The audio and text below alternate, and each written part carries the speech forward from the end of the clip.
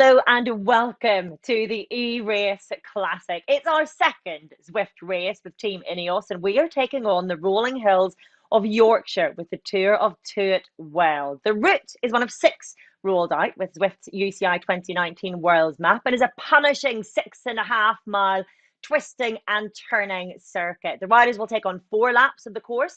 And while it's a scratch race with the first across the line winning overall, we put in a King of the Mountains competition to spice it up a bit, with points being scored at the KOM banner on each lap. 6 teams will be racing again, each with their own DS. Now, it was Rowan Dennis who took an impressive win in the first e-race up the Alpe du Zwift, and he certainly took bragging rights within his new team. But he will have a strong competition today because the course looks set to suit the classics riders. And with Strade Bianche and Milan San Remo kicking off the new revised UCI calendar, a clear favourite today has to be a rider who's won both of those illustrious races, Michael Kwiatkowski. So I caught up with Michael a few days ago. First of all, where are you in the world and how are you finding lockdown? You look like you're in a garage, is that right? I'm in the garage. Is my pain cave where I normally do my interviews. Nobody's disturbing me, especially my dog when it's wants to play. How's training going? How's your form? For 7 weeks, I couldn't leave home. That was the rule in France. I don't know, it's middle of March until 11th of May. Training session on the kicker, on the home trainer, before breakfast, then after breakfast, then some gym. We do have a UCI calendar that we can aim towards. First on the agenda, Strade Bianche and Milan San Remo. The decision that we will not do any more races, that was just before Strade Bianche actually. So I was on the way to Siena actually with the car and maybe 100 kilometers before that. I stayed there for another 1 or 2 days. I did the recon. So it's going to be actually quite nice to restart actually the season at the same place where basically I stopped, So back to the race then. How much are you looking forward to this race and to riding with your teammates again and racing against them, of course? If you think about it, that you have opportunity to beat a Tour de France winner, what it means, if you beat the Tour de France winner, you actually can feel like a Tour de France winner. So, yeah. You've got a few Tour de France winners you can beat on that team. Yes. Yeah. So, Rowan Dennis, TT World Champ. I won that title, I think it's that easy. It's 40K race. If I do that, if I beat them all, I've got all the titles. So that's easy, Who's going to be favourite for the day, do you think? So I'm super scared again about, Ron's tactics. If he goes from the start for 40Ks and we will lose his wheel, then we are in trouble. I think that the DSs, let's face it, they have to bring a good tactics for our team, and on the end, if I'm gonna lose, I'm just gonna blame them. Brilliant. Well, it sounds like a very sound tactic, Michael. Best of luck. It should be a great race. Thank you. Cheers. Well, 2 men who I'm sure cannot wait to get into the now summer classics, as I guess we're going to have to call them this year, are our commentators for today's race, Matt Stevens and Rob Hatt. Welcome to both of you. Lovely to see you, lads. Rob, to you first of all. We do have a new revised UCI calendar. Are you daring to allow yourself to get excited about that yet? Hello all, hello everybody watching wherever you're watching around the world. I think quite a few of us have probably been guilty of having amateur imaginary degrees in epidemiology, haven't we, over the last couple of months? But I am hoping, praying, crossing whatever I need to cross, touching wood, whatever I need to do, that we have some racing, because I think a lot of people deserve it, don't they? These riders have been training in the virtual world for months. They've been ripping each other to shreds in these sorts of races. It's time to see them do it out on the road as well. Yeah, keeping everything crossed that it will be safe to do so very soon indeed. Matt, you are a Zwift expert. What makes today's course so special? That's a really, really good question, Orla. It's one of my favourite courses on Zwift to ride on. Of course, the fact that I've ridden it in the real world as well means there's there's that link. But I think It's just a really interesting racing proposition. Although I think you're right in saying it favours slightly the classics riders, it also leans in the favour of the rouleurs as well, the climbers. I think there's something for everybody on this course. So it makes it a mouth-watering proposition in terms of being really, really fertile ground for aggressive, exciting racing, which is going to be hard for the riders, but enjoyable for us spectators and commentators. Absolutely. A wide open race is exactly what we want to see. Rob, Mikael has already mentioned him. Rowan Dennis, he's got to be a top pick for today. Who's your pick, though? Who do you think we should be keeping an eye on? Well, I think I'm going to go with Michał Kwiatkowski himself. He hasn't won for almost 2 years now. He doesn't often get the opportunity, does he, to ride for his own chances. But Matt talked about aggressive riders and this being a really good course for him. You know, it's like an Amstel Gold type course, isn't it? There's a lot of climbing, I think just over 800 metres over the 40-odd kilometres we've got today. And he is a perfect man to rip up the race. And you've seen him in his pain cave there. He talked about it, didn't he? He's obviously spent a lot of time there. I think he's a prime candidate to really put everybody else under pressure. Yeah, I think the former world champion was downplaying his own chances somewhat there. Matt, who do you think today suits then? Well, looking at kind of current form, although it is a little bit difficult to gauge, and I think based on the last race we had, the INEOS race up the Alpe d'Huez, I'm going to go for the rider that finished second to Rowan Dennis on the climb there, and that is young Irishman Eddie Dunbar. He's such a versatile rider. There he is, right on cue. Eddie looking pretty comfortable at the moment, but Eddie Dunbar is just a versatile rider. He's climbing better than ever. He's had a very, very good start to the season before, of course, it was curtailed, and he likes all sorts of terrain. And remember, last year was third overall in the Tour of Yorkshire as well, so likes the undulating terrain. And as we know, he's a tenacious, aggressive rider. So I think today's course will suit him well. You're not going to hear me arguing against the chances of an Irishman, that is for sure. But will local knowledge come in handy today for this virtual Yorkshire route? Well, could well do. So I caught up with local lad and British national champion Ben Zwift to see what he had to say. Before the lockdown, Ben, you were looking in pretty fine form, really, weren't you? A national champion, top 10 at your final race, Kurna Brussels Kurna. Did you feel like you were in good shape for the season ahead?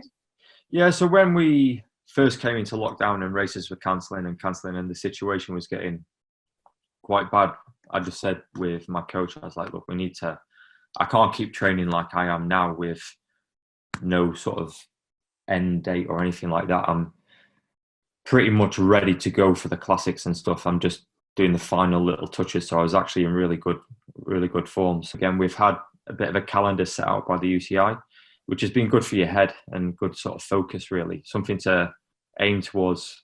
If it happens, then brilliant. How do you feel from a distance the team has managed, and how do you feel that they're going to be prepared for the season if it starts on the 1st of August? Similar things in the past when, for instance, when I broke my shoulder in Tour of Yorkshire, I took 3 months out from April and then start again in August. So kind of used to that, and I've had experience of having such big breaks mid-season and coming back in. We've been really lucky to be in the team that we're in and to have the support staff and the structure around it. And it just helps you not stress and not worry about it in one way and just really focus on what we're doing. This weekend, you know the real roads that will be racing on very well indeed. Home roads for you. How will that translate, do you think, onto Zwift? Does that give you anything of an advantage? I'm sure some guys have rode it virtually on Zwift in their lockdown anyway, so I think just got to bide your time. It's a little bit different racing on the virtual format to the real thing, but yeah, I mean, my team that we've got there is super strong, so I think we're in for a good one. So who's your favourite then? Who's your pick for the day? It's hard to look past Rowan Dennis. It's something that he's almost like tailor-made to. I think he should do the Zwift World Championships. Ben, thank you for taking the time to chat. Best of luck today. Cheers, thank you. So how will Ben get on today? Well, he is in Team 4 with the man many have mentioned already, the Australian World Time Trial Champion, Rowan Dennis. Let's join our commentators then for the race. It's Matt Stevens and Rob Hatch.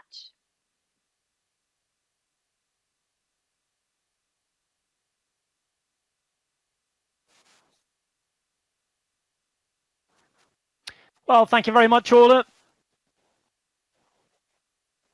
And we're all ready to go. It's the tour of Tuatwell, Harrogate, looking absolutely beautiful in the virtual world. and the e-racing all ready to go. This is what's happened so far, by the way. Just riders in the pen and on their way out into this sort of reverse circuit of what was the World Championship circuit. And we've had a few early riders up the road. Ben Zwift in his British Champions jersey, riding in one of 6 teams there. And up the road, chasing some early moves. I can tell you that one of the early moves has come from Rowan Dennis, the winner last time, riding in team number 4. There he is, with one rider doing his very, very level best to get away with him, and that is Jonathan Castroviejo. It looks as though it is the time trialists who've gone out away, and behind, the bunch has settled at around a 45-second gap. It's 4 laps today, 43.4 kilometres in total. 6 kilometres ridden. We're on lap number 1 of 4. Lots of up and downs, lots of twists and turns. And Matt Stevens, who's alongside me in the commentary box. Well, Matt, it is a really, really difficult course this today. Yeah, it's a very, very tough course indeed. And the power-ups in this game, there's the gamification side of Zwift that we kind of need to talk about briefly. We'll dwell them a little bit more as we go into the race itself. But aero power-ups make you more aerodynamic in game for 15 seconds, as you can see. They're great for sprint finishes. Drafting increases the draft effect by 50% for 30 seconds. If you want a bit of a race, a bit of a rest, should I say, if you're in the wheels. And the breakaway, that makes you basically undraftable for 10 seconds. So really good if you're going on the attack. You don't want anybody to tag onto your back wheel. Lightweight, well, that is one to use on the climbs because it reduces your weight by 9.5 kilos for 15 seconds, thus increasing your power to weight ratio. And my favorite is this one, the invisibility cloak, which makes you invisible. Therefore, none of the other riders can see you for 10 seconds. So we should see those being used in game. But meanwhile, Rob, as you said, this course, very, very difficult indeed, but it's 2 of the finest proponents of the time trial discipline that have already gone on the offensive. Dennis and Castroviejo well in front at the moment. Yeah, so teams 4 and team 2 represented. Castroviejo just coming to the front of the picture now. He's a Spanish time trialist, and you can see that the gap has increased to 1 minute and 8 seconds right now. They're coming towards the end of the first lap. That'll come up in around 3 or 4 kilometres time.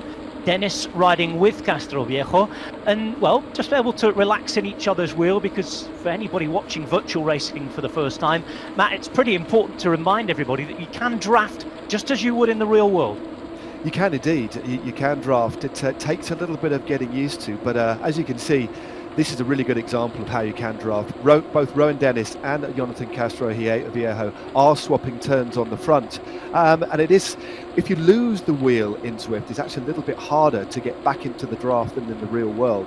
But no, they're swapping turns on the front. So every time they go onto the front, it gives the rider just behind them that little bit of an opportunity to rest. And this is very, very interesting what's going on here. These riders are able to ride at or around threshold on this course. And, well, they are actually at the moment a very, very potent force, an effective duo out in front. But yeah, sitting on the wheel in Zwift does give you that little bit of a benefit. Well, we've got a couple of competitions to talk about today, haven't we? This is a scratch race, so first across the line wins. Rowan Dennis, the man who won the first ever INEOS race. For bragging rights, I guess. This is a group of cyclists who normally throughout the year would be racing together as a team. This time they're split up into 6 different teams of either 4 or 5 riders, depending on which team. And of course, they've got their own director sportif. I said 2 different competitions happening. On the left-hand side, you can see rider points there. That means that the first of the King of the Mountains, the first climb on each of the 4 passages, that was won by Rowan Dennis. So he leads the King of the Mountains competition at the moment, with Jonathan Castroviejo in 2nd place. It's the Australian riding in Spain. He's based in northeast Spain, against the Spaniard Jonathan Castroviejo, who's based up in the Basque Country. In the meantime, we can have a look at Chris Froome. There is vital statistics on the bottom left-hand side of your picture. He represents Team 3 today. It's being led by Xavi Sandio, the Basque Sports Director from the car. You'll be able to see that he's putting out the, about 250 watts at the moment. 98, that number is the revs per minute. That's the revolutions, the cadence, the pedal that he's pedaling, and of course heart rate and speed up there. And it looks as though Chris Froome at the minute is just sitting at the back of the bunch and trying to save energy, Matt. It certainly is, and actually we know Chris has ridden a fair bit on Zwift, and this is actually the best place to be, is either in the middle towards the back of the group, because that's where you get the most drafting effect. The drafting effect essentially in a group like this is like a cone. If you think about a cone moving outwards towards the back of the group from the front, if you sit within that triangle, as it were, and within the middle of the bunch towards the back, that's where you, although you're moving at the same speed, it requires the least amount of effort. And I can tell you the riders at the front putting a lot more power out, but look at the gap here by Dennis and Castroviejo. And interesting, Rob, since we were chatting, Teo Geoghegan-Hart has tried to jump across the gap, but he's at 1 minute and 13 seconds, just 3 seconds in front of the chasing group, now being led by Chris Froome. Coming to the end of this first lap, do you think that Teo Geoghegan-Hart then, look at that, with over a minute of a gap, do you think he's missed the moment that he had to close the gap? Yeah, I think so. It's very, very late for him to go across, but the speed that Dennis and Castroviejo went out of the blocks just shows you that they've really warmed up properly, which I'm sure every single one of these riders has to do, but they went out very, very fast indeed. And they were straight onto that climb, the only categorised climb of the day, 1.2 Ks at 3.8%. But that's where Dennis and Castroviejo opened up that gap. But to cut across that gap on your own with a minute gap against this sort of opposition, well, I think you need to have a few more riders, or hope at least that Dennis and the Spaniard tire out in front. Well, it's the Tour of Tuitwell. If you know the area, Tuitwell, one of the famous landmarks in Harrogate, Spa Town in Yorkshire in the north of England. Held the UCI Road World Championships last September. It was a little more rainy than what we saw later on, and of course today's weather not too bad out there at the moment. No, pretty decent weather out there. A lovely sunny day here in this gorgeous part of the world. And a little bit more history about Tuitwell, actually, Rob, if you don't mind me interjecting. Now, the Tour of Tuitwell was back in the 18th and 19th centuries. Harrogate itself, as many people know, made its fortune by drawing people to drink its waters because of their supposedly curative effects. Now, Tuitwell was discovered way back in 1596 and was named after a local word for the peewit or the lorping, which is a bird common to the parkland where the well is located. Well, you learn something new every day, Matt. Learn something new every day. And I think a few of these riders might need to learn to ride on Zwift as well, because I'll tell you what, there are a few riders being dropped out the back, a few riders in danger of forming a bit of a gruppetto then. Yeah, I mean, most of that big group is still at one, as you can see, 1.5 minutes now. Cameron Worth is the last rider in that group, but they're straight out of the blocks. There are a couple of riders who are actually struggling at the back, but I think it is worth mentioning, Rob, as we look at Rowan Dennis and again Castroviejo just pulling back that gap to try and get into the slipstream of the Australian, that several of these riders, more than several in fact, are riding at altitude. So they're at home, either in Colombia or in Andorra, riding at altitude, which makes Rowan Dennis's effort, considering he's in Andorra around 2,000 metres, even more impressive. Yeah, we've seen a few riders actually being told by their sports directors, because we've had our ear to the ground, haven't we, before today? We have. A few little messages of some of the pre-race meetings and things like that, but a few of the sports directors actively telling riders such as Ivan Sosa, who's riding very high up in Colombia, Jonathan Narvaez as well in Ecuador, just telling them to conserve their energy, because later on in the race they might need it. One man who isn't riding at altitude, he's riding just down the road in Sheffield actually. There's the British champion, the Yorkshireman Ben Swift, and getting rid of a power up there, Matt. Yeah, getting rid of a little bit of a power up, and even using a power up at this particular stage is probably quite advisable, because there's two opportunities on the course to get a power up. They're just going back into the finishing straight now.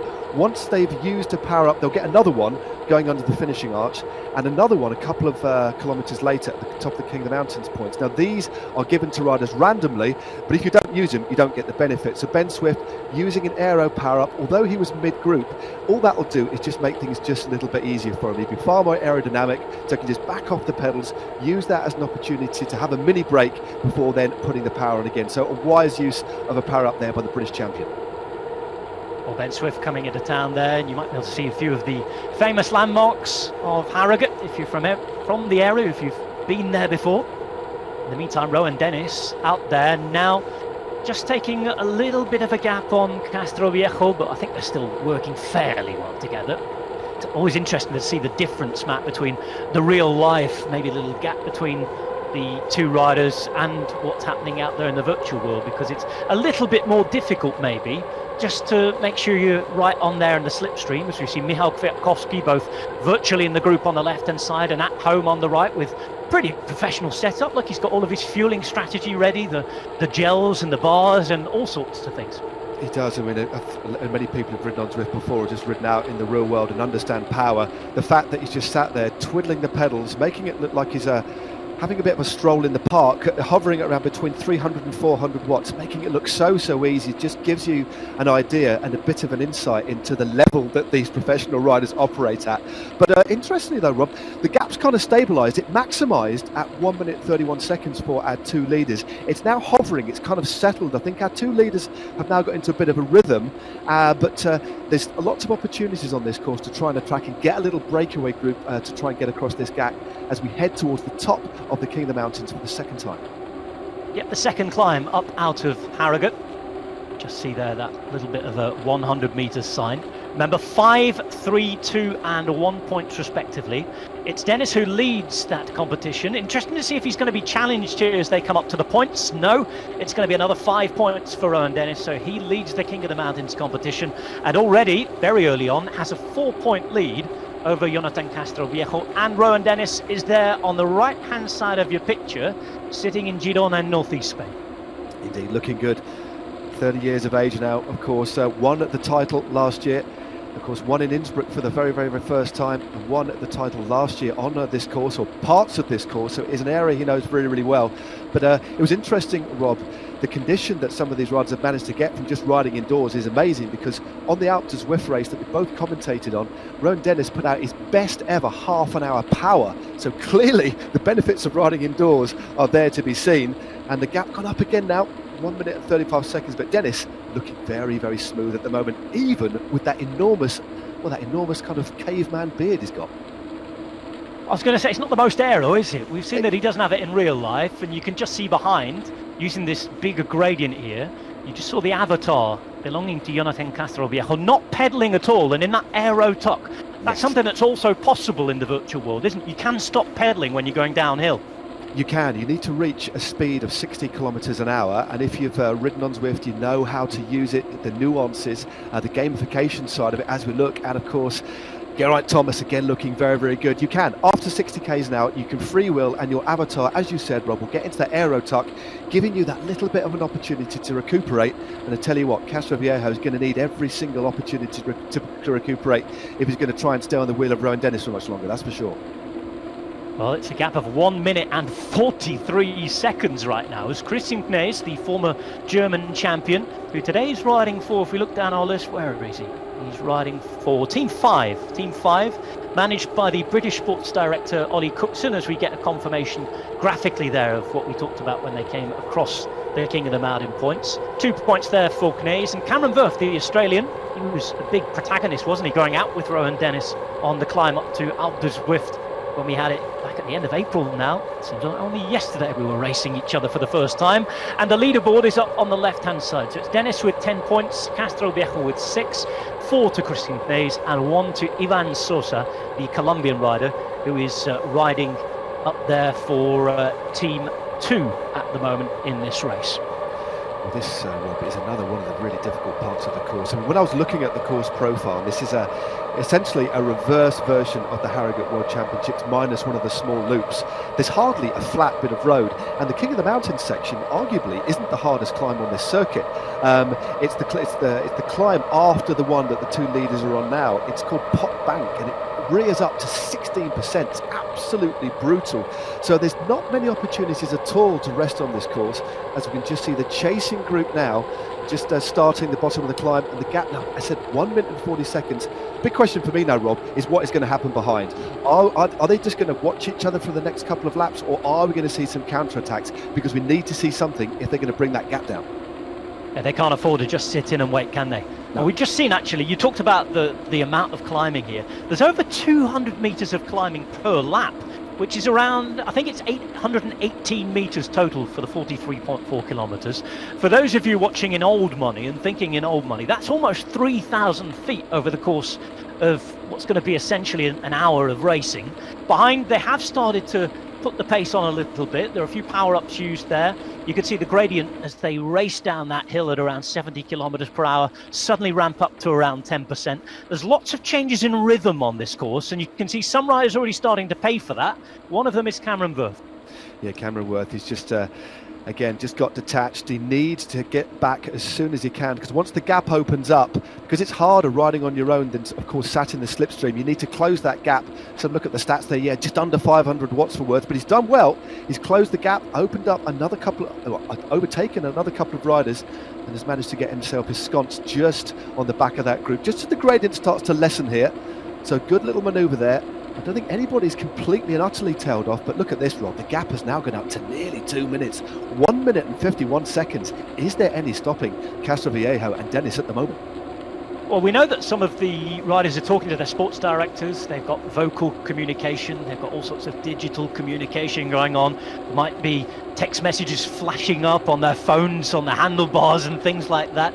Some of the sports directors are really going to have to start talking to their riders, and maybe talking to other sports directors, with a couple of the teams having to work together to sacrifice one or two riders, use their own energy, maybe say your finish line at the end of, let's say, lap 3 here, and you've got to sacrifice yourself in order to bring this gap back. Otherwise, if they leave it maybe for a lap longer, this could be over as a contest. Yeah, I mean, next time through, Rob, we're going to be half distance, and it has really gone very, very quickly indeed. As we look at Filippo Ganna, one of the strongest rulers in the world, and of course the new world record holder at the 4,000 metres individual pursuit.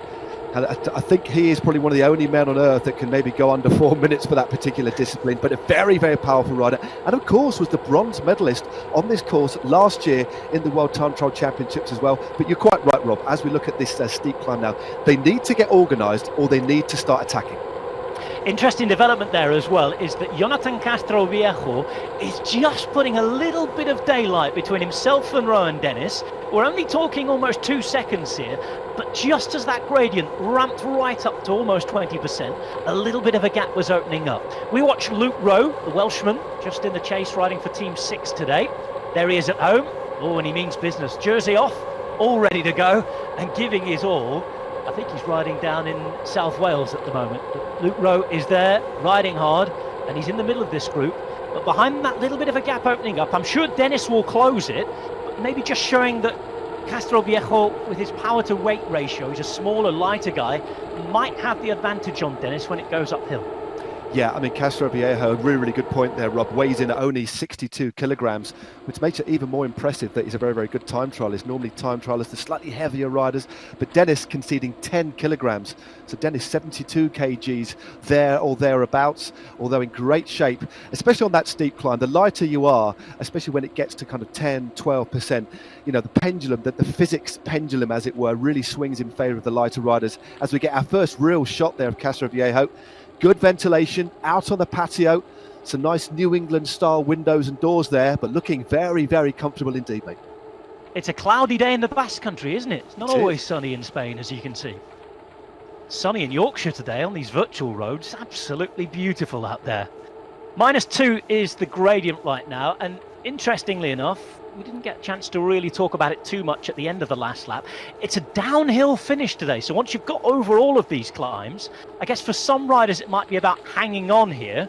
For other riders, maybe a chance to go out on the attack, as we'll get a sort of look at just about everybody riding. There's Team 1 with Gouache, Narvaez, Funbala and Basso. And just to illustrate my point, Basso will be one of the riders trying to hang on, because he's one of the faster finishers. It could come to a small bunch sprint, this, couldn't it?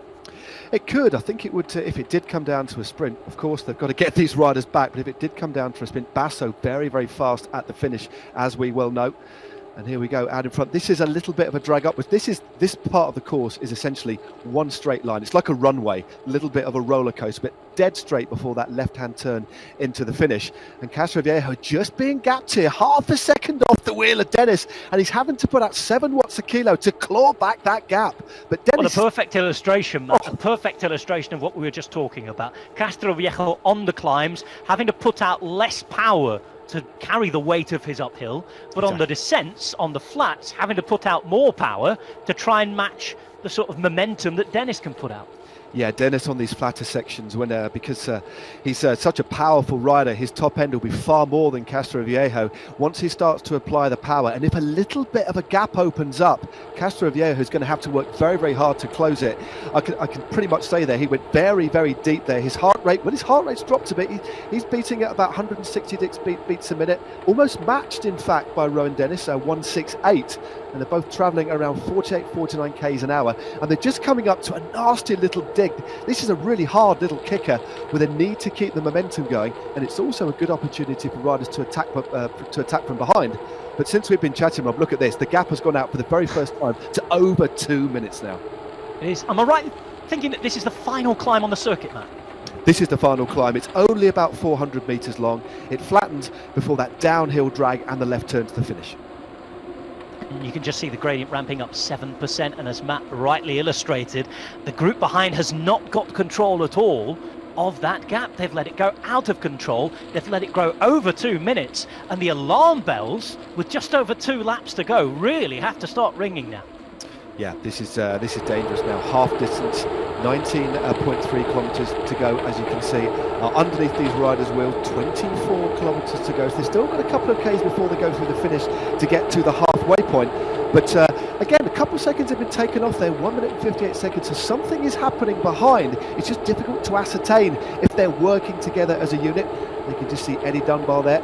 My favourite for today is a rider that is very, very naturally aggressive, so strong, versatile, and again making it look very, very easy indeed. 327 watts, and well, he's hardly even perspiring. Eddie Dunbar showing his class in the group there. Nice to get a look where exactly he is in the group. You can just see a few of the other riders ghosted out on that graphic there on the left hand side.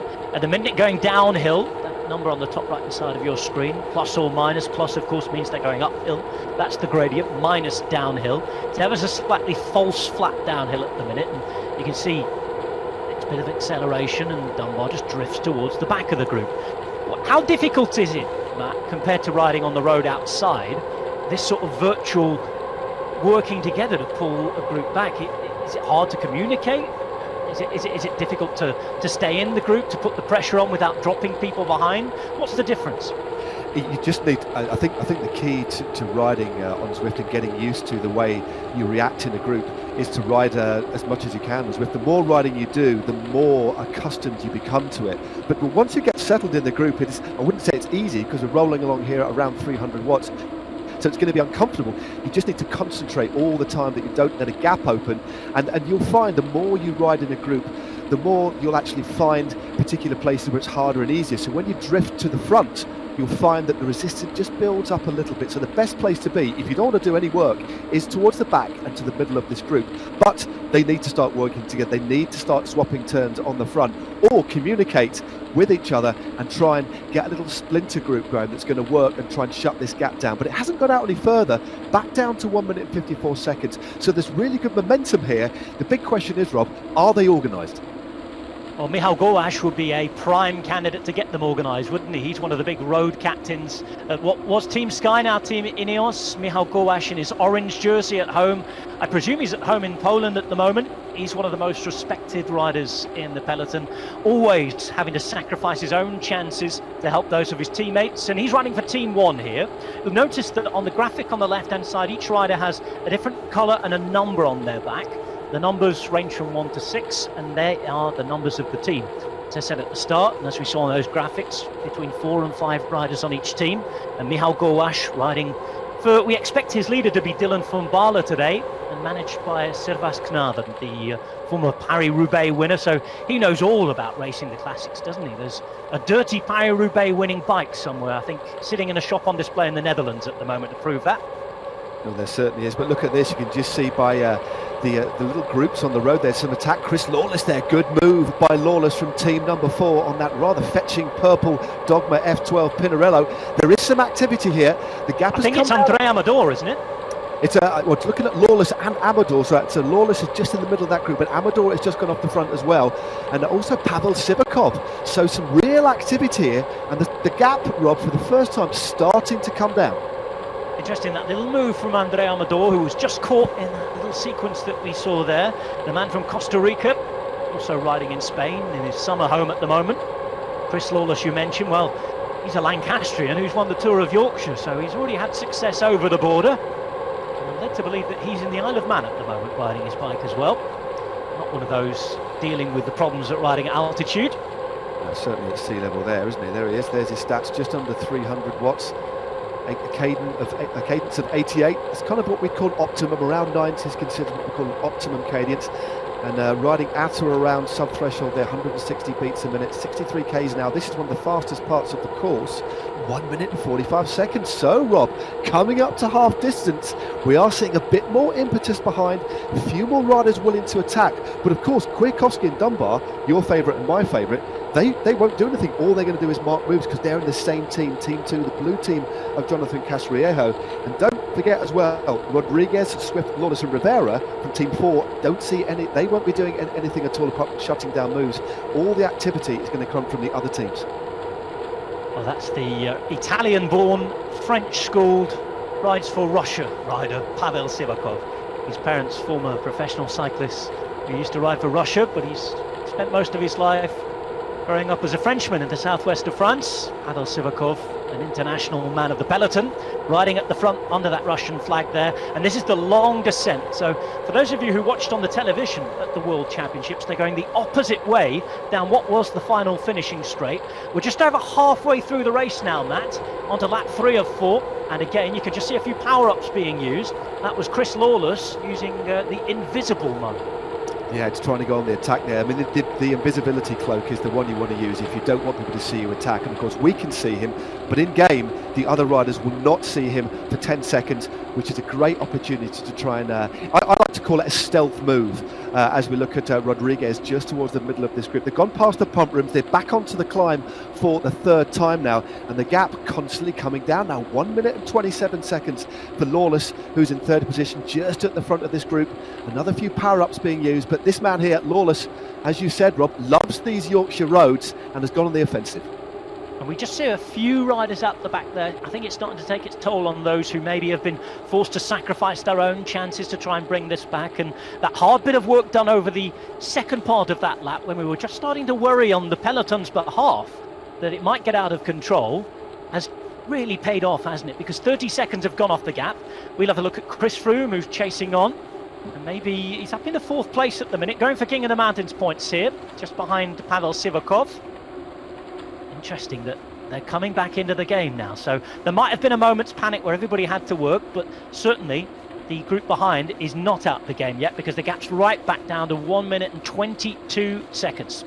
It is, and there's a few riders who are robbing difficulty at the back of that group. We've got Pavel Sivakov, Chris Froome, Eddie Dunbar, Michal Kwiatkowski and Luke Rowe. They are the riders in 3rd, 4th, 5th, 6th and 7th, but a few gaps are opening up. There's some fissures now in this group up this nasty little climb. But look at the power there, Rob, of Chris Froome.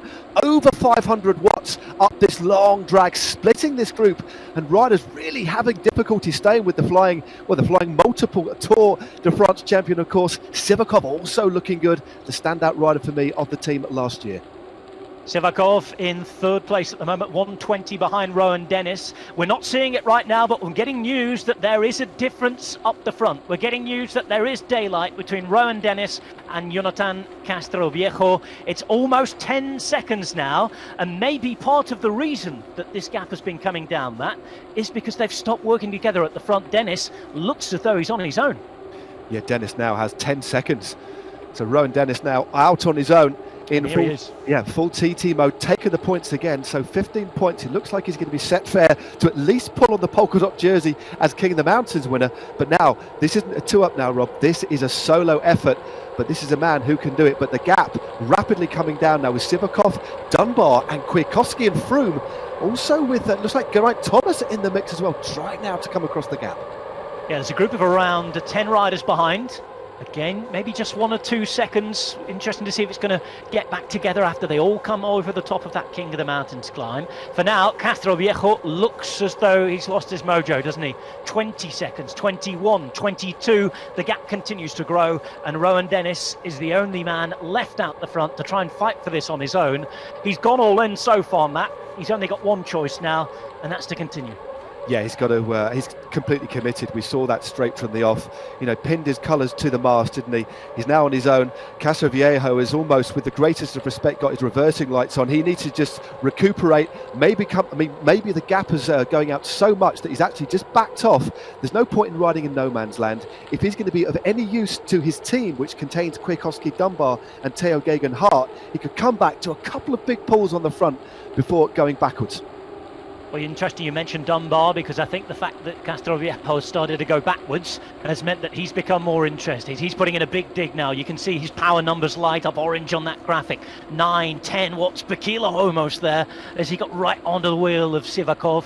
They go uphill again, 8, 9%. And Dunbar looks as though he's been given green light to race his own race now.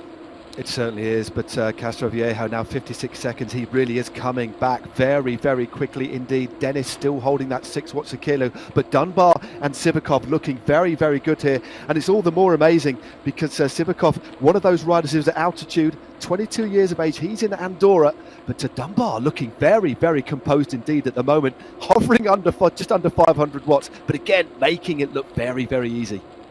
Hugely talented rider from Ireland is Eddie Dunbar. He's riding for Team 2 here.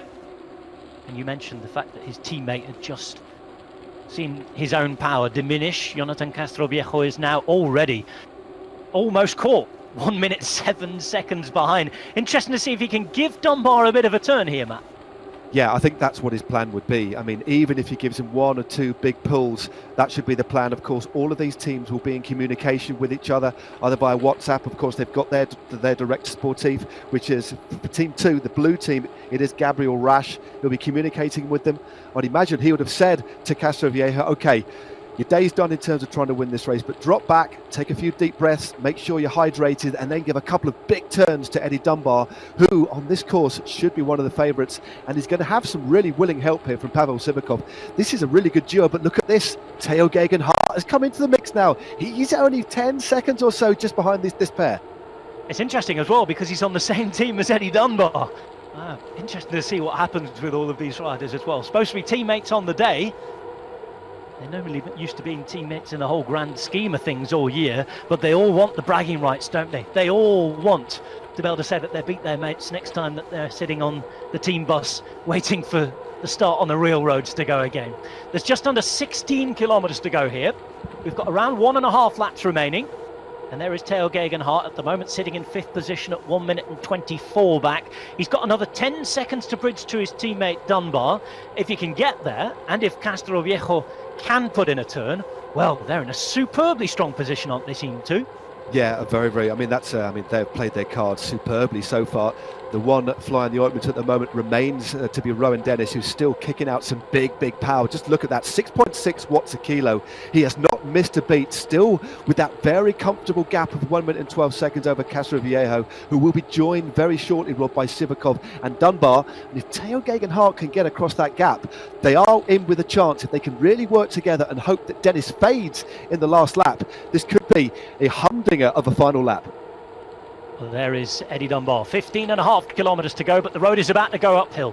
You'll watch those numbers in the top right-hand part of your picture turn red. There it is, 20%, and it's a move from Sivakov, who's really put in a big there. They finally reached Castroviejo. Interesting to see what he does, if he can do anything now. Yeah, it is. It's very, very difficult. I mean, in terms of catching somebody, you want to catch them on the flats you can get on the slipstream. But look at this, Dunbar and Sivakov have gone straight past Castroviejo. Look at the numbers here, 8 watts a kilo, 6 for Castroviejo, who I think his virtual head, is now bowed. Sivakov flying up this climb, looking very, very good indeed, and shutting the gap. Another few seconds have been taken out of the lead on this pop bank climb. 10% is the gradient, and it doesn't.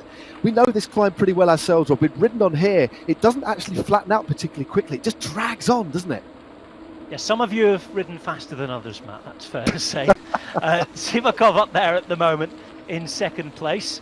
Oh, and I think he's just trying to use a power-up. You could just see him pressing on the keyboard there ahead of us. And look at that pain face. That's focus, isn't it? Look at that. I tell you what, there's some serious... That hair as well, almost matching my hair state at the moment. But no, he is determined.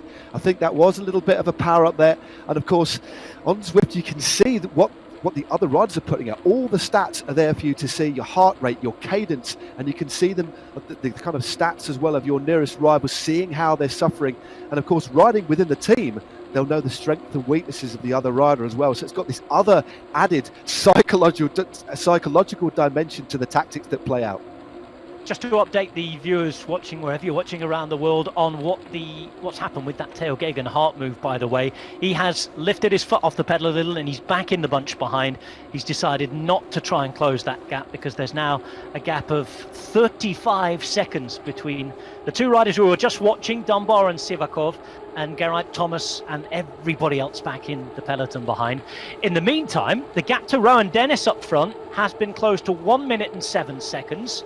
We were watching Dennis just riding away there. Matt, how do you see things here? Is the big bunch behind still in the mix at just over a minute and a half? Or does Dennis's only challenge come from this duo? I still think there's a possibility because we could see that big attack earlier on by Chris Froome is clearly feeling good. Geraint Thomas has been very quiet. Ben Swift as well. There's clearly a few riders here for me, Rob, that if they don't leave it too late, as long as they start doing something in the next kind of 5 or 6 Ks, they could bridge across. But once if they leave it to kind of 6-7 kilometres to go, deep into that final lap, I think they're going to kind of give it to Rowan Dennis. They need to start doing something now. But I have a feeling there's a few guys like Thomas here and Ben Swift who have kept their powder dry, to use that commentator's cliche, and are now going to ramp things up heading into the final lap. Well, they'll be hoping you haven't put the commentator's curse on them there, Matt, but that is Team 6 with Geraint Thomas desperately trying to push on. You can just see him on the bottom left-hand side of your screen, pushing out over 300 watts there, pedaling a huge gear because his revs per minute, his cadence, was down at 71 and pedaling at almost 50 kilometers per hour, so really giving it a dig with a very big gear there. Yeah, he's got to, again, really like a low cadence, high torque, really putting some power through. Very, very smooth indeed. Making it, well, it's not exactly making it look easy. Rocking from side to side there, just showing that this is requiring a fair bit of effort. But they're hovering about 1 minute and 30 seconds. This is now looking pretty dangerous. I think clearly Dunbar and Sivakov have got the bit between their teeth. They are riding very, very well together, but they don't seem to be making too much of an inroad into Rowan Dennis at the moment, who's still managing to hold over 6.5 watts a kilo, just showing why he is the double time trial champion of the world. Ben Swift riding for Team 4, the British national champion. For those of you who don't usually watch the cycling, that's the reason he has different jersey up there on the picture. Those British stripes, meaning that he can represent his nation as the champion on the road for the year. He'll get a few extra months, won't he, this year, because the British Championships normally coming up would be in the next few weekends, wouldn't it? But at the moment it looks as though it's going to be around at the end of August. Yeah, indeed, normally at the end of June, just before the Tour de France and the championships. But Ben Swift there, again, not being too active. Of course, he is on the same team as Rowan Dennis, so perhaps just drifting to the front almost to slow things down, almost like the blocking that we see on the road. So drifts to the front only to back off and ease the momentum of the group behind, playing a bit of a foil for his teammate Rowan Dennis, who is absolutely flying down one of the fast sections of this course. Again, this particular section, Rob, will suit him down to the ground. 72 kilos, holding around 350 watts, equates to nearly 60 k's an hour at the moment. Absolutely flying. And this is when it comes to the next lap, where we will see the fight to the finish. It is a very, very fast run-in, isn't it, on this course? It is the opposite way round to the way everybody rode at the World Championships last year. This big red sign indicates that there will be 1 kilometre to go to the finish line the next time round. So he's 1 lap and 1 kilometre away from the finish. 11.9 Ks in total to go for the Australian. The man who went from the very bottom of Alpe du Zwift when they raced each other this time is looking to make it 2 out of 2, and he now has a convinced chaser behind, and it's Ben Swift who's convinced of his own ability to try and hold everybody off. He's got around 7 seconds on the group behind. Trying to join him in the chase is Chris Froome. This is a great attack by Ben Swift, knows these roads, of course. He's a Yorkshireman himself. He's actually in his pain cave there with a mirror in, we believe he's in Sheffield, putting over 400 watts, trying to get across this gap. And if he were to join Dunbar and Sivakov, the question for me, Rob, would he work? Now, would he wait or would he try and then jump across to Dennis? That would be very, very interesting. He certainly won't assist Dunbar and Sivakov in chasing, but it will be very interesting if this man on your screen now, Chris Froome, gets across as well. Thomas also in the mix, 4 seconds behind Froome. This is going to be an absolutely scintillating final lap, Rob. Well, what a show Team INEOS are putting on for us here on the INEOS eRace number 2. It's not often they get a chance to race each other, but the bragging rights are up for grabs, and Chris Froome, the multiple Grand Tour winner, is out ahead chasing on. Geraint Thomas, a Tour de France winner himself, as the group starts to narrow and thin behind. He's put such a big effort in there that he's now in danger of being dropped by those chasing. Yeah, they went straight past him, but again, he's back on the power again, just leaning on it a little bit out of the saddle there, and he'll just get back in contact, back into that slipstream, which will give him that opportunity to rest again. And remember, next time through the finish, these riders will be given another power-up. So these power-ups, as we head into the final lap, especially as we go through the King of the Mountains arch, that will be the last power-up that the riders have to use if we get into a race-winning situation. But here are the 2 chasers, Dunbar and Sivakov, still 1 minute and 12 seconds. So Dennis, Rob, is taking in a nice lead into the final lap. And Rowan Dennis, the Australian, has just begun the final lap of this second INEOS race. Eddie Dunbar chasing alongside Pavel Sivakov. It's an Aussie out front, an Irishman and a Russian chasing on. And then we have 11 further riders chasing behind Matt. And behind them, it's almost a minute to the rest of the peloton. So it's down to 14 riders, basically, to take this. And it's less than 10 kilometres to go. Can Rowan Dennis hold them off? Well, if anybody can, Matt, surely it's the world time trial champion. Yeah, and when you look at, we've got Ben Swift on the screen here, looking very, very good indeed. He's left it very, very late. But as you said, Dennis is a master at this sort of effort, that consistent, hard effort. And of course, the distance of this race is the kind of distance of a World Time Trial Championships. Around about 50 minutes to an hour is what he's used to doing. He can ride at his maximum for that amount of time. But one man who wants to try and make a bit of a difference today on home soil is this man on your screen, Ben Swift, just under 500 watts, looking strong. Do you think that's how Rowan Dennis will have treated this effort today? Just like a time trial, go out from the gun and try and maintain it to the end? I think, well, that suits the way that he rides, because although it hurts, it means he's in total control, and he knows, probably aside from maybe Chris Froome, that he is one of the only riders that can put out those sorts of numbers on this sort of terrain for that amount of time. And I think that ride on the Alpe d'Huez, when he broke his personal record for riding for power over half an hour, has given him a ridiculous amount of confidence. Pavel Sivakov just opening up a little bit of a gap there on Eddie Dunbar. Nothing too serious, I don't think, because Dunbar is such a good climber himself. It's the final of the 4 classified climbs we take on the tour of To It Well today, around the town of Harrogate in the virtual world on Zwift. You're looking at the 2nd and 3rd place riders on your picture. Sivakov representing Team 3, Team 2 represented by Eddie Dunbar, and at the front on the left-hand side of the picture now, representing Team 4, victorious in the World Championship time trial on the real roads of Yorkshire last September. Victorious too when everybody here last met online and rode together, rode against each other in the first of the INEOS races. That was up Alpe d'Huez, but at the moment it looks as though no matter the terrain, it's Rowan Dennis who's the strongest. 9 kilometres to go, and he still has a minute and 9 seconds of a gap. He does, but things are just changing a little bit behind. We've still got the duo of Dunbar and Sivakov, but it's closing up, Rob, now. We've got Kwiatkowski, Swift, Dylan van Baarle, Rodriguez, Thomas, Theo Geoghegan, Hart and Golash, all behind. So you've got this cluster of riders that look like they're going to come back together. There's only 14 riders, as you said before, still in the mix. In 14th place on the road at 1:11 is Cameron Worth, and then we've got a big gap of 3 minutes to the rest. So one of these 14 riders out in front is going to win this, but the man who's looking very, very strong, and he's not missed a beat today, is Rowan Dennis. I think the other riders are going to have to find something very, very special, or see the Australian capitulate on those last couple of nasty climbs. Do you think this is so late in the race that people will have been saving something back, or they've had to chase so hard on the last couple of laps that they might not have anything best? Before I finish that, actually, just taking an updated look at the times, on that last climb, they did clearly take something back Kwiatkowski and company now at 51 seconds. So they've taken about 15 seconds out on that climb. We know this is the last classified climb, and we know now that Rowan Dennis does at least walk away with the King of the Mountains prize at the end of the day. But we've got at least 3 non-classified climbs, one of them perhaps harder than the one we've just seen. Surely there is terrain left. If they can take 15 seconds on that climb, surely there's terrain left to try and take something back.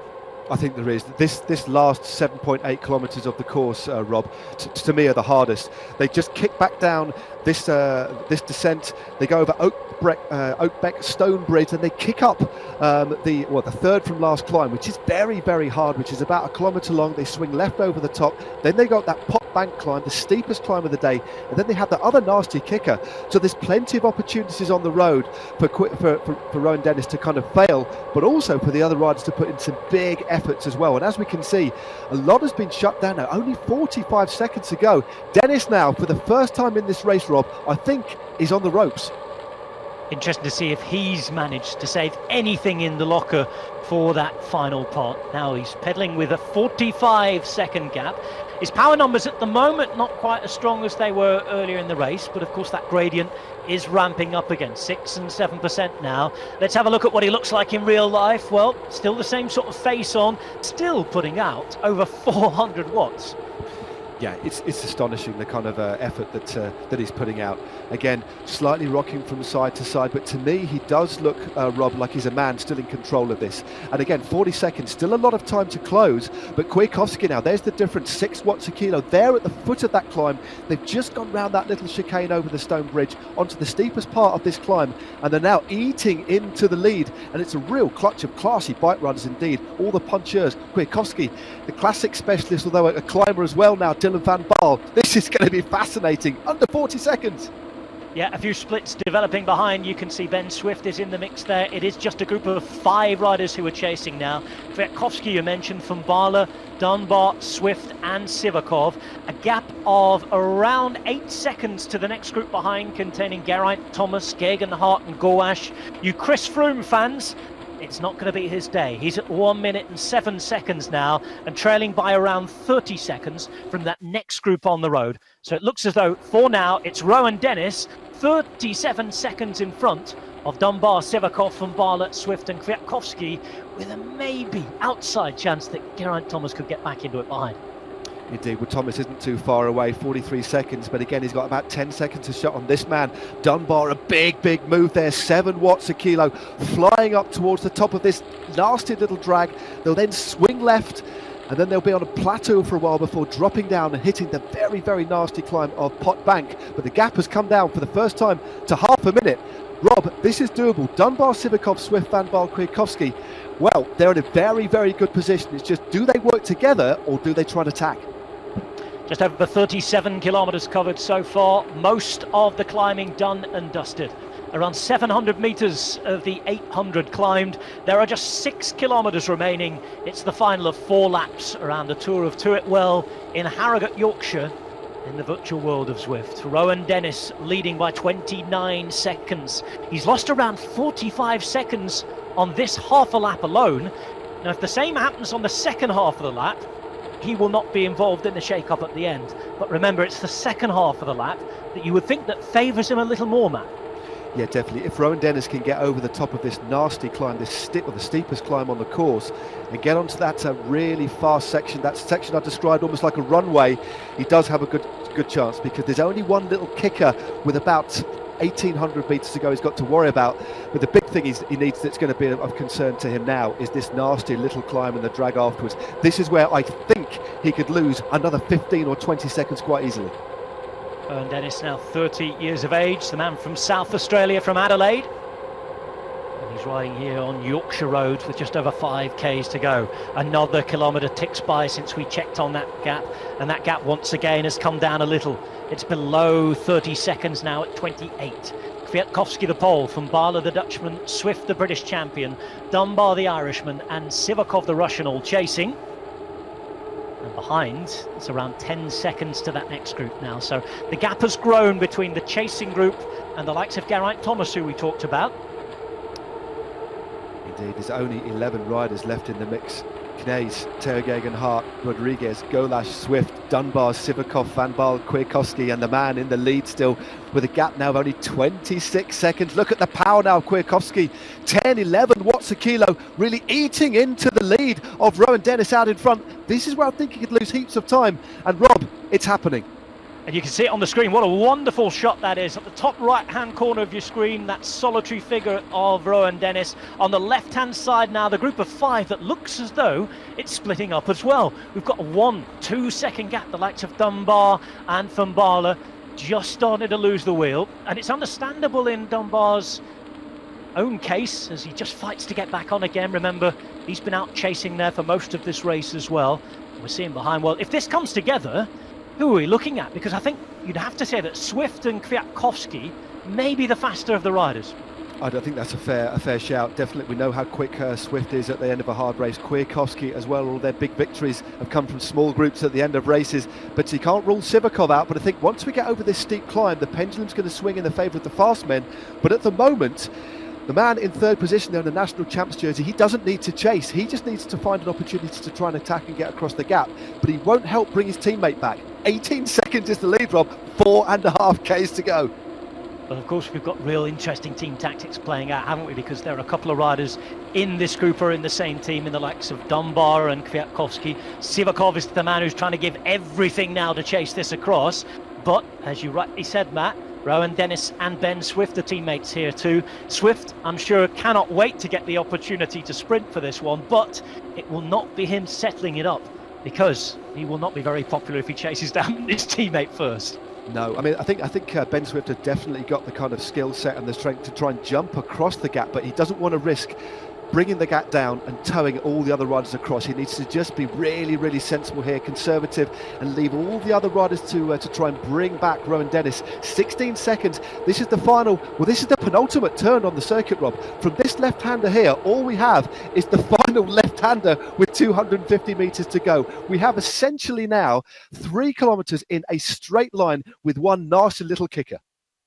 Well, it almost is like a real classics finale, this, isn't it? Think back to the spring when we should have had all the races in Belgium and Flanders in particular. Those little short rises that come just a kilometre or two before the finish. That is exactly what we have here on the roads of virtual Yorkshire. Almost 40 kilometres ridden, and we're coming towards the end of the second Team INEOS eRace. It's been quite a spectacle so far, with Rowan Dennis out there since the start. He had good company for a while, didn't he? But behind Jonathan Castroviejo could not last the distance. Rowan Dennis has done, but he has only 17 seconds now on Kwiatkowski, Dunbar, Sivakov, Van Baarle and Zwift, all very good classics riders. And, well, there's one more rider desperately trying to get across. Carlos Rodriguez is burying himself to reach this next gap. But if he reaches them with 3 kilometres to go, he's still got around 5 seconds to close. Well, he might not have too much left for the finish. Yeah, Carlos Rodriguez, of course, the youngest rider in this field, only 19 years of age, signed a long-term contract with Team INEOS. But Dennis now has extended his lead by a couple of little seconds. I think the only part of the course now that Dennis is really going to suffer on is this next little drag we've got coming up that comes in around a kilometre's time. These riders will see it up in front. The road literally is arrow straight. They need to do something pretty serious now, but it looks to me as if Dennis could pull this off. But behind, they're putting out more power at the moment. You could just see it in the distance there in that last shot, Matt. That little bit of a rise coming. Dennis now onto that rise with 2.5 kilometres to go. You have to say, though, the likes of Dunbar chasing on, Sivakov, Kwiatkowski, this climb is right up their street, isn't it? It certainly is, but just look, Rowan Dennis still managing to put out over 500 watts. He is not giving up. He's trying to empty the tank. If he can get over the top of this one, I wouldn't say he's home and dry. He's got to fight, but this is the hardest part of the circuit for him now. With the gap still holding steady, another couple of seconds have taken. Van Baarle, Zwift, Sivakov, all on the attack on this drag now. And the power numbers light up. The power numbers light up orange and red as they really put big digs in behind. You can see the power-ups there as well being used. The featherweight power-up, I think, being employed by Sivakov. And they've put a gap into the likes of Kwiatkowski and Dunbar. Kwiatkowski not looking at his very best here. He's 3 seconds behind and being outclimbed by the likes of Van Baarle and Zwift. And Van Baarle himself with Sivakov just riding away from the British champion. And the gap's down to under 10 seconds now. Dylan Van Baarle up against Rowan Dennis with Pavel Sivakov. So strong on his wheel. And look at Van Baarle go. Look at Dylan van Baarle go. He's riding Sivakov off his wheel. 2 kilometers to go, but he's 9 seconds to make up on Rowan Dennis. Can he close the gap? A big effort over the top of the climb. And look at Sivakov trying to claw his way back into contention. And also Ben Zwift is there, waiting, lurking, sitting in the wheels of these two riders. Remember, it's his teammate out in front. And for the first time in the whole race, Rob, the gap for Rowan Dennis down into single figures, 8.5 seconds with 1,600 metres to go. Well, 1.5 kilometres to that finish, and you can see Kwiatkowski and Dunbar. If you look at the times on the right-hand side of your screen, they have gone for the time being. There's not much time to recover either. They have a 10-second deficit now. A Zwift in particular is looking very good here. And just quickly, Matt, his tactic, the man in the white champion's jersey here of Great Britain, surely is to just let the other two do the work. And if it comes back together, he's the man to pounce, because otherwise it's his teammate who's going to win the race as he approaches 1 kilometre to go. Exactly, that's what he needs to do, just sit and wait patiently. If he does drift to the front, just back off and knock the speed back a little bit. Still 9 seconds, 1k to go. As you said, he's just going to wait for the sprint here, but it's all up to Dennis now. Can they close the gap? Is there enough virtual tarmac to shut this down now to the flying Rowan Dennis, resplendent in those rather amazing green socks? Rowan Dennis on track to do it again. He has 10 seconds of a gap on Pavel Sivakov, his teammate Ben Zwift and the Dutchman Dylan van Baarle all riding on behind. The meters tick away, 600 to go after 42.8 kilometres, and still Rowan Dennis puts out that power. Still he pedals on, still going at over 50 kilometres per hour. Just one left turn to go, and it looks as though nobody's going to get near him. He's looking absolutely amazing, isn't he? This is the last few hundred metres are going to be glorious for Rowan Dennis. He can just back off the pedals a little bit. He's got enough of a cushion to take this win. Superb stuff.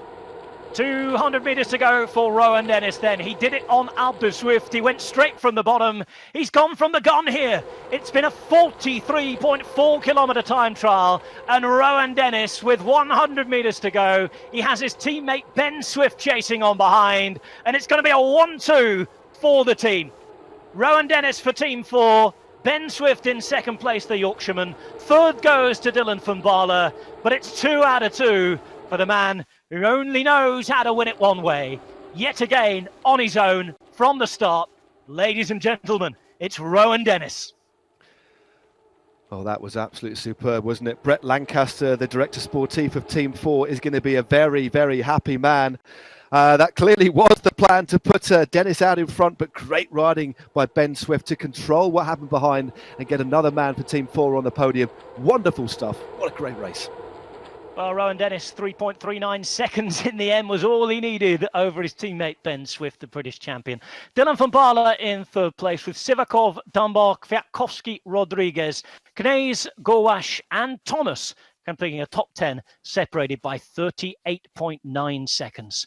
Champion on the day, just as it was in April, the Australian star, Rowan Dennis, the world time trial champion. And I think he quite enjoys riding in Yorkshire.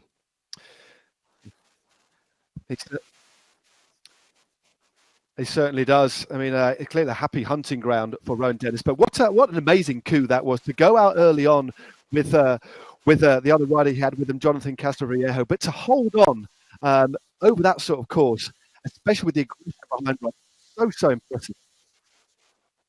Yeah, it was really, really difficult for Rowan Dennis, wasn't it? There was a moment when you saw Castroviejo not able to keep it up, and that was a long time to ride, wasn't it, on his own?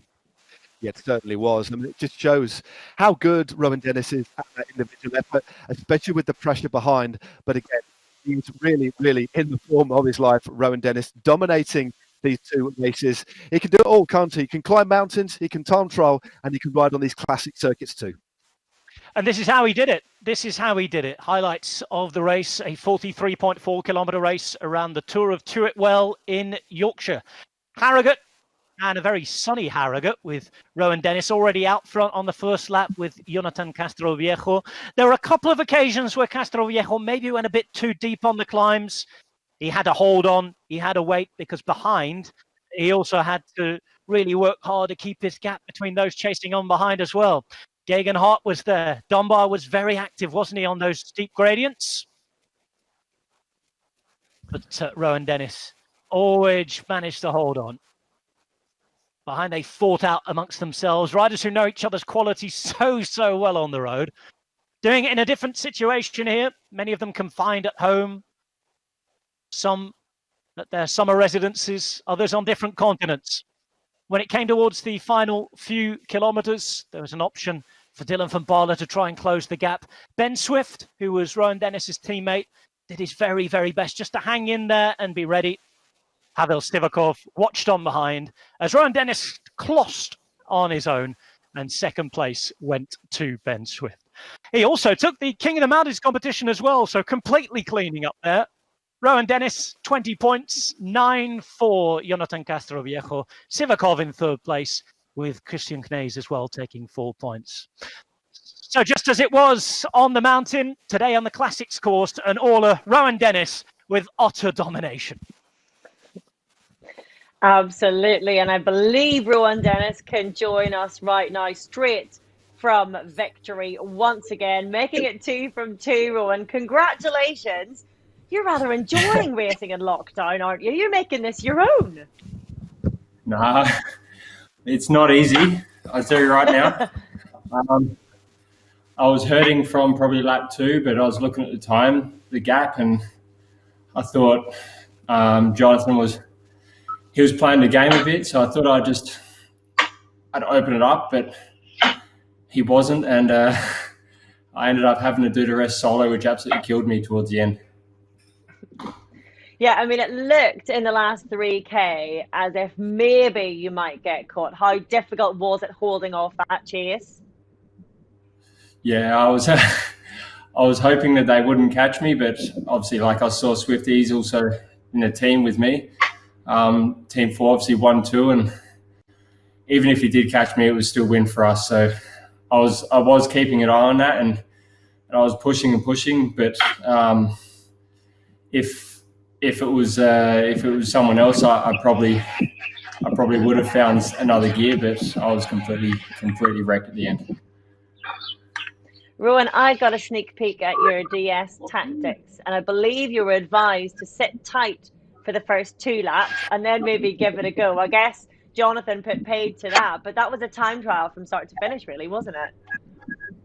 Oh yeah. Yeah, well, but we had another plan that Swifty would sit back and I'd bring everyone out and try to make it as hard as possible, and it was working that way, and that was sort of our sneaky tactic, that we would keep me as sort of a bullet out front, and if they caught me, and Swifty would be the guy to take the sprint. But yeah, we kept that a little bit quiet. I'll say that much. Well, Rowan, go and spray some virtual champagne. A worthy winner indeed. Congratulations to Rowan Dennis, the race winner of today's eRace Classic. And that is it. We have to congratulate Rowan, of course. A wonderful race overall. I hope you all enjoyed watching, and we look forward to seeing Team INEOS back soon together in race action on the road very shortly. I hope you stay safe wherever you are in the world. We'll see you again soon.